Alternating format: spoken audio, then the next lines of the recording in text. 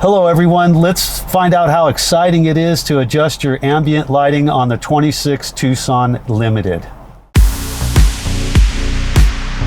Hello guys, this is how you're going to get into setting up your ambient lighting. What you're going to do is you're going to hit the setup button.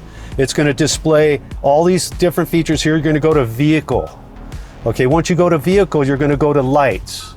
Once you hit your light, you're going to go into ambient lighting. Okay, first thing I want to show you is that you can adjust your dim, lighter, or darker to where it shines lighter or darker in your dash. The second thing I want to show you is that you can change the color by selecting this button on. It'll change automatically in your drive mode. Okay, when you get down to this button here, it automatically lightens or darkens depending on the light of the day.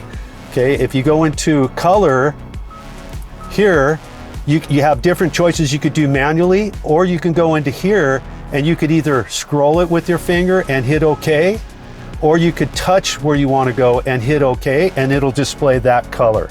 If you guys have any questions, please drop it in the comments box below, and we'll see you soon.